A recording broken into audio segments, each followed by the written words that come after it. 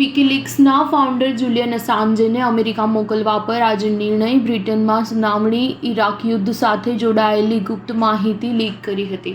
અમેરિકાની જાસૂસીના આરોપમાં જેલમાં બંધ વિકીલીક્સના સ્થાપક જુલિયન અસાન્જેને અમેરિકા મોકલવાના કેસમાં બ્રિટિશ અદાલત આજે પોતાનો ચુકાદો આપશે.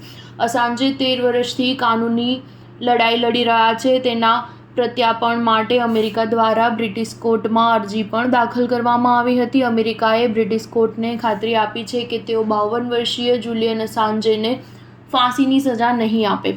આ સિવાય જો અસાન્જે પર જાસૂસીના આરોપમાં કાર્યવાહી કરવામાં આવશે તો તેને યુએસ ફર્સ્ટ એમેન્ડમેન્ટ રાઇટ હેઠળ ભાષણની સ્વતંત્રતાનો અધિકાર આપવામાં આવશે. વર્ષ 2010-11માં વિકીલીક્સના ખુલાસા બાદ અમેરિકાએ આરોપ લગાવ્યો હતો કે જુલિયન અસાન્જે તેમના દેશની જાસૂસી કરી હતી. તેમણે ગુપ્ત ફાઇલ પબ્લિશ કરી જેના કારણે ઘણા લોકોના જીવ જોખમમાં મુકાયા. જોકે જુલિયન અસાન્જે હંમેશા જાસૂસીના આરોપોને નકારી કાઢ્યા છે.